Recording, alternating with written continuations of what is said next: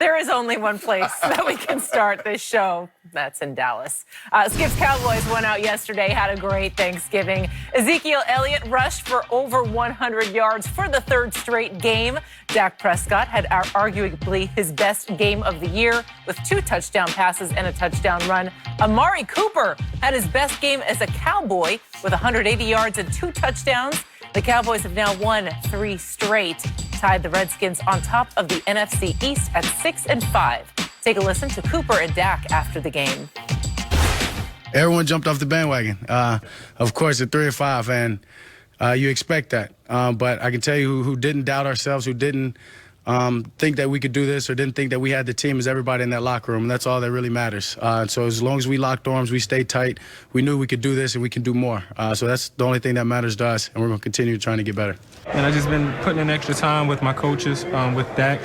We sit right by each other in the meeting rooms, and just trying to catch up and be on the same page. And, you know, for some reason, since I got here, the chemistry between me and Dak has been phenomenal.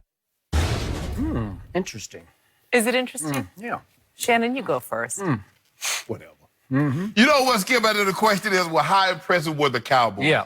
Skip, I mean, I thought offensively I was very impressed with their offense. Zeke got his touches. Dak threw the ball. Okay, not great, but he threw the ball. Amari Cooper is showing why they gave up the first-round pick to get him. But Skip, I wasn't overly impressed, and I wasn't overly impressed with the defense because I thought Washington moved the ball better than I thought they would, given down 2 offensive linemen, given Colt McCoy, and really they don't have anything outside the numbers as far as wide receiver that you like. Okay, yeah, they can. But the 2 tight ends, basically everything that Colt McCoy threw, the 2 tight ends, Josh Reed, Vernon Davis, who can still fly, made plays. But offensively, Skip, I think you have to be pleased with what you saw. Zeke ran the ball with conviction, and when he runs the ball like that, it sets up everything else. Dak, I thought he held the ball a little bit too long in the first half, and they didn't really break the game open. He and Coop broke the game open in the third quarter. But I thought Washington was right in the ball game in the first half and had an opportunity to maybe take the lead. And they got back. They did take the lead, and it seemed like once they missed that PAT, the momentum just went out of Washington, and Dallas goes right back down the field, score a touchdown, stop them, and they go get another touchdown. But, I mean, I got from Washington's offense what I thought. I thought Colt McCoy, there's a reason why he's been a career backup. Contrary to what you try to lead people to believe, that Colt McCoy, he's the last team to beat the Cowboys. And no.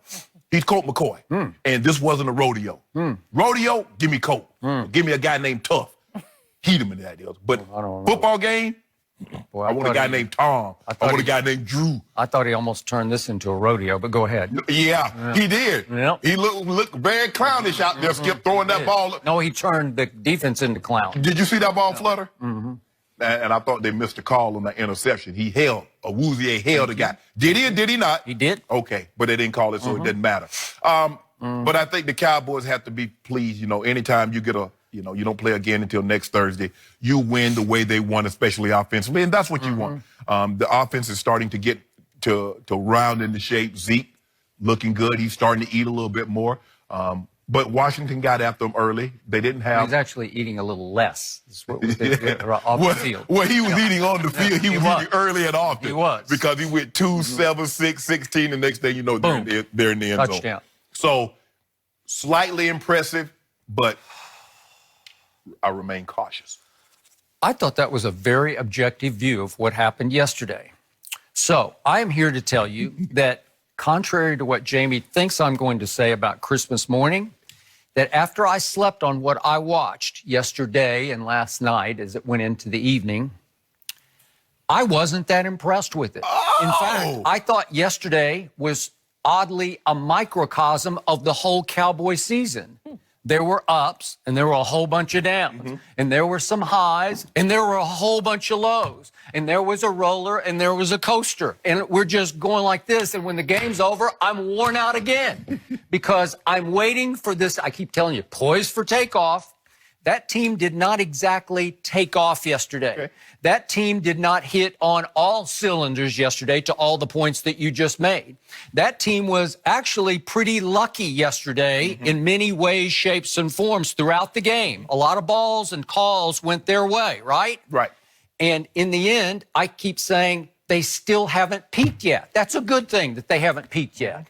But big picture, all I know for sure is they have now won 3 straight games. And the first 2, I didn't think they could win, at Philadelphia and at Atlanta. I definitely thought they would win that game yesterday, and they should have won it easily. They should have won it going away because they were ahead 31-13, and it came down to an onside kick that they had to recover to stop the bleeding. Am I right about that? Yes. That's not a good thing. But a great thing is that this team has not turned the football over one time in the last 3 games. The quarterback hasn't turned it over. Nobody's fumbled it. Zeke hasn't fumbled. Nothing has gone wrong in the negative on the offensive side, while some positive continues to flash every game. So they've won 3 straight games, and to your chagrin and much to your heartburn that you're having, not just from what you overate yesterday. I didn't overeat. Yeah, you did. Yeah, you did. I know you, but it's okay. It's Thanksgiving. It's just one day a year. It's the glutton's holiday, right? I didn't It's okay. overeat.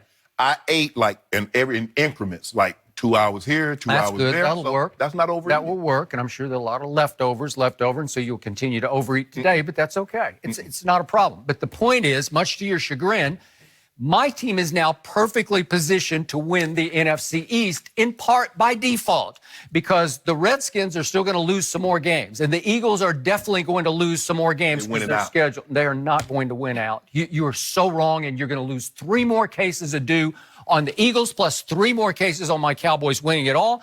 And your Giants are coming. I will agree with you. I don't think Odell's going to be able to live up to win out prediction, but they're going to be a factor because they're going to be the spoiler. They're going to take their little pounds of flesh. Maybe they'll beat the Eagles this week. Now, stop hoping. Well, they just might. You getting Jamie hopes up, and you go there like, oh yeah. I'm not. But again, maybe it's by default. You can argue it's the worst division in pro football.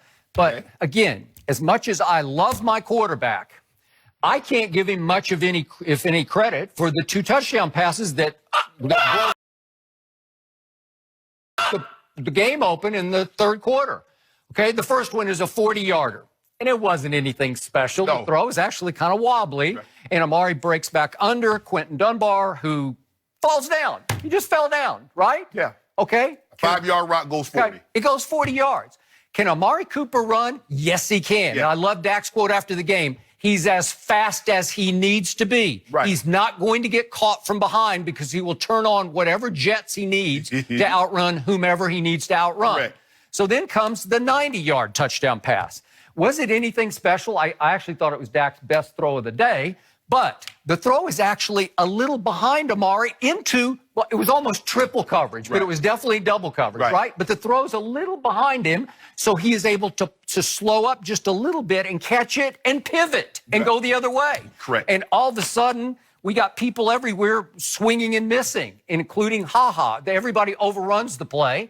And Moreau overran it and slipped away. And then he outran Ha-Ha to the pylon, which is that a big deal? Probably not a big deal. But again, was it a thing of beauty? Was it a masterpiece? Is it one for the ages? No, it's not one for the ages, but it worked. It went 90 yards for a touchdown. With the exception of Ha-Ha, the Alabama boys had a big day yesterday. You look at Julio, you look at Calvin Ridley, you look at Eddie Jackson. Eddie Jackson. So they played really well. Skip here, and I agree with you, is that Dak had 289 yards passing, 196 of it came on yards after the catch. So here we are, That's basically fine. 92 yards of actual pass yards. At least I'll take it, because for 1 week you can't say, well, he can't even throw for 200 yards. Almost threw for 300. He didn't. Yeah, okay. No, They Amari ran Cooper for it. ran. Yeah, exactly. Okay, all right. But here's the thing. John Gruden better take notice. Amari Cooper did not get better, Skip, at running routes once he arrived in Dallas. Amari Cooper is not a better player in Dallas than he was in Oakland. The difference is, I believe, is that Jason Garrett knows how to communicate with Amari Cooper. You see his personality, Skip? He's in a comfort zone. He is. He's reserved. Yep. You lashing out because there have been times that Amari didn't play well and John Gruden went public. I agree. We need to get more out of Amari. That is correct. I've never heard. He does not respond well to that. No. He's a quiet kid. Yes. A bit to himself. But he says he sits next to Dak at every meeting because they have clicked together. Yes. And the key quote from him after the game from Amari is, Dak throws such a catchable ball. He likes the look of the football coming out of Dak's hands. And you know how you would know. He like wobbles? He like wobbly ball? I mean. But it's sweet. It's soft. And it's catchable. No, I'm just, look. Right? And that's all that matters. is that Amari Cooper loves being where he is. He likes sitting beside Dak and having the line of communication because I sat next to John Elway, my quarterback for 9 years, in meetings. And that definitely helps, Skip, because I got an opportunity when we're installing plays. Okay, what do you think here? Yeah, should I go 12? absolutely. The route might be called for 12 to 14. I'm asking him in the meeting, what if I go 10 to 12? He says, try 12 to 14 in practice, knowing you're going to speed it up in the game. So those little things help. I got it. But this kid has been, you see why Jerry jumped and gave up that first rounder for him. He is changing life in Dallas, He is. changing the way they play. But my quarterback is still suffering the lingering effects of the disasters of last year. He still hasn't quite recovered from the 8-sack game at Atlanta last year. Remember the Thanksgiving Day game last year? Yeah.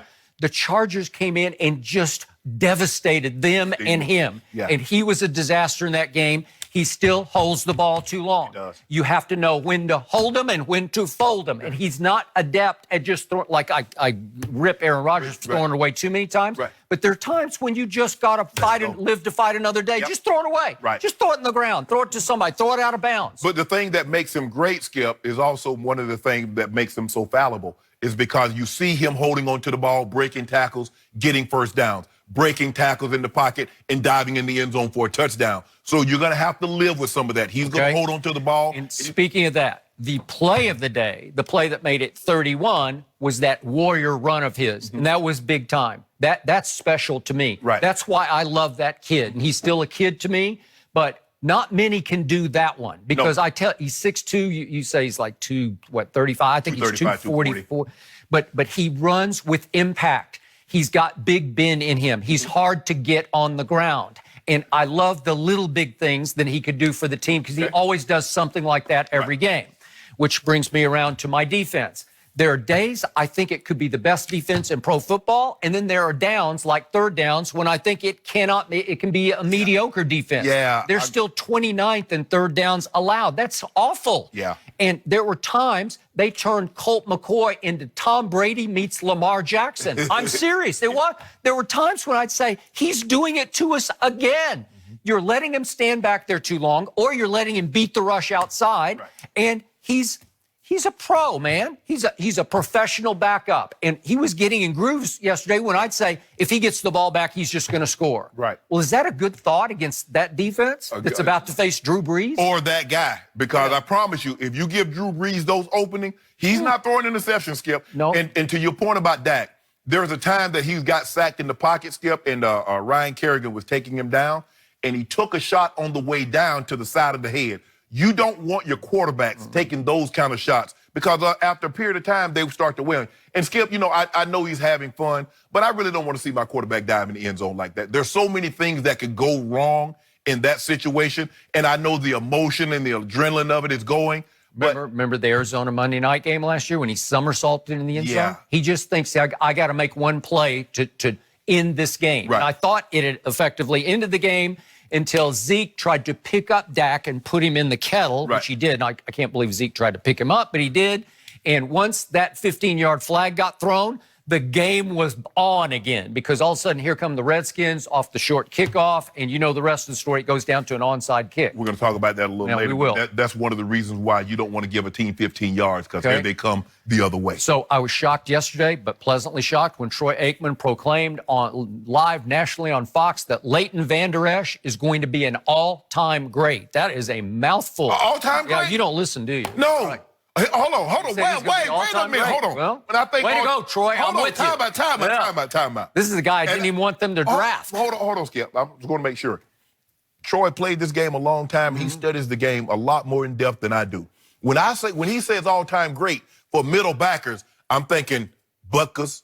I'm thinking Bill George. I'm thinking Ray Lewis. He's not a true like a middle linebacker. Yeah. He's just an inside backer. Okay, inside. So you're going to say Willie Backer. No, I'm thinking Derrick Brooks. Yeah, He going to be Derrick Brooks? Like that. No, I don't see it yet. But he is long and rangy and has great instincts, and he can move and hit. He ain't better than Jalen Smith. That's a good point. So far, he's not. So if he's going to be an all-time great, what's Jalen Smith going to be? 2 Hall of Famers. We got 2 Hall of Fame careers. Because Jalen Smith can flat out run. He can run. He's sudden and he's impactful. So, despite all that, with 4:26 left in the game, Colt McCoy threw his final interception. Oh, my goodness. And the ball did wobble, but my little man Awuzie got away with grabbing the receiver. And Colt McCoy went crazy to the officials like, what are you doing? What are you doing? But it was a grab and a hold, Yes. and it should have been And called. the back judge, that's his call, Skip. Come on, you got to call that. Even I'm like a cowboy nut that I am. That's just a flat-out flag hold, right? So sometimes, Skip, DBs, they're got very depth. They know where the officials are positioned. Yep. And they know where to hold, he's not going to be able to see this. I got my hand around his waist, Okay. but he's on the backside. He can't see that. Skip, the guy tugs his jersey, the back judge's position, he sees it. Okay, so that saved points because Xavier Woods actually caught the football for Correct. once, and we had it, and here we went. And then with 1:22 left, here comes Colt McCoy again. And I'm thinking, this could be a disaster. And it gets to 3rd and 3 from the 13-yard line. And what happens? Xavier Woods just goes helmet to helmet Yeah. with Jordan Reed, right? Yeah. Is that not helmet to helmet? Yeah. That's like the definition of helmet to helmet. And nobody throws a You flag. have to understand, Skip, the officials are human. Huh. They got Thanksgiving dinner where they don't want no leftover. They don't want cold food. Oh. They got to get home. Because it was getting late. Yeah, I don't want this game to go into overtime. Yeah. I want turkey dressing hot. Huh. Maybe they're all from Texas. I don't know. Yeah, I don't know. I don't know. Skip, But that's okay, so, but my that's so point crazy. is, that's lucky for the Dallas Cowboys. Absolutely. If you throw both of those flags, it's possible we're having a different conversation. Hey, today. that Colt McCoy was going to throw a pick. Anyway, I don't know. yeah. I don't know. I saw him complete a whole bunch of passes. He did. He did. Okay. So in the end, my defense is now 4th in points allowed. It's 8th in yards allowed. It did hold Adrian Peterson to 35 yards on 12 carries, so that was good. So that's what I'm What saying. happened to Washington Good run and bad. game? Good and bad, right? They've been tearing us up, Skip. You and Skip was wrong about Adrian. Yeah. You and Skip was wrong about Okay. this. Oh, he go. He's back home in Texas. He grew up just south of Dallas, and he goes for 35 total yards. Okay? So that was a good thing. But the Colt McCoy passes, and Colt McCoy is like 1/10 of Drew Brees. So welcome to Dallas, Drew. And I think the Saints are going to come in relatively healthy, Yep. unlike Washington. Their offensive line is intact. Now, the one thing the Saints can do a lot of, they can run it and they can throw it. Now, they didn't need Drew Brees to throw for a ton of yards or have a ton of attempts throwing the ball. Yep. Because Atlanta set them up on short fields, and so Correct. they're going 30 yards, 20 yards for Yep. touchdown. But I'm anxious to see. Now, I want that energy. You see how you sit down, James, you see how you did, cowboy. I want you to have that same energy next week. I will. Don't that energy right I there. feel don't, real don't, good. I don't want it to feel real dissipate. good. I don't want it to But dissipate. you understand what yesterday allowed me to do? It allowed me to Come in here win and this gloat. division. No, it put me in perfect position because now the Saints game does not matter to It me. matters. They can lose it and it won't matter. It will not Let me matter. tell you why it matters. Because you're going to lose, and the Eagles are going to win both of those games. And guess what? We play y'all for a chance to be right in the league. Good. Come on in. Yeah. We would welcome you. Oh, in. Walkie to him got Yeah, something for you. yeah. Well, walk to him from Drew Brees to walk it to him, and we'll be off. No drop off. We'll be off like a 10-day get That's ready. okay. Prep time. What happened last time you was off? You was off 13 days. Remember the bye week you came out? And what old Marcus do? What happened in Philadelphia when the Eagles came off their 2-week bye? What happened? Y'all had a bye too when y'all lost to Tennessee. Well, that's fine. I'm Okay. just saying. Okay, well, guess what? Payback. So, back to your original point about my Dallas Cowboys. Ezekiel Elliott is now rolling. He is back to leading the league in rushing. He is leading the league in yards per game at 98, having now eclipsed that guy in L.A. What's his name? That Gurley Todd guy? Gurley. Oh, yeah, Todd Gurley. I forget about TG him. for 100. Yep. He's 95 yards a game. My guy's 98 yards a game. And by the way, this was huge yesterday. This is a big plus. My guy got his yards even without the all-pro left tackle because Ty Smith could not go yesterday with some kind of neck issue. What happened at Atlanta a year ago when he couldn't go? Chaz Green happened. Right. This team at least shored up its depth in the offseason because a guy who used to block for Tom Brady, that guy, Cam Fleming, stepped right in. He's a right tackle, and he played left tackle, and he was okay They yesterday. said something wrong with Ty's neck, but he had a big old elbow thing on. I thought something was wrong with his elbow. Well, something's always wrong with something. But you know what, Skip? What worked for the Cowboys offensive line is they're at home. So the noise, the crowd noise was not a factor. So Claiborne last year in Atlanta was able to get a jump on was. Chaz Green. Now, not to say that Fleming isn't a better left tackle than Chaz Green, but I'm saying crowd noise plays a role in that. But we're going to see, because the Saints, they can get out their quarterback. Cam Jordan did a number last night on rankings. Yeah. So we'll see what they got. Mr. Sharp, I just want to warn you, if my team ever puts it all together and gets on a real late season roll, you are in such big trouble because you're going to have a lot of miserable Mondays sitting in that chair. You just had one, and you're going to have many more. You might not have a miserable Friday, but you're going to have miserable Mondays. But see, like I told you, Skip, I wanted it to happen like this because there's nothing like the anticipation of what could possibly be coming and just all of a sudden have it snatched out. Can you imagine? Just imagine, Skip Bayless, you get ready to eat Thanksgiving. You, Ernestine, you got the in-laws, got some family and friends over, and she set the table for a night. You got turkey and dressing, you got a ham, you got, a sweet potato, a pumpkin, y'all like pumpkin pie, we eat sweet potato pie. But anyway, your cornbread, you got everything right there. And I walk into the house and just snatch everything on the floor. That's what's going to happen to your Cowboys. Really? You think they get ready to go to the playoffs, and they're And I'll just get down on my knees and I'll just eat it right off the floor. I will. That's what I'm going to love, Skip Bayless. That's what I'm going to love. When somebody just snatched them playoffs right from up under you. I got this. No, you don't. I got it. I have to stick up for Colt McCoy. You guys went on that rodeo rant at the top of the segment. The guy hadn't had one rep with the first team offense all week. So give him a little bit of slack. Yeah. Plus, he hadn't started a game In like 4 years. years. That's 4 my years, point. so- There's a reason. Why is the reason he hadn't started in 4 years? Because he's a career backup Thank quarterback. you. Okay, you're right. The Red Hot Saints head to Jerry World next Thursday. But are they unbeatable? We'll discuss that next.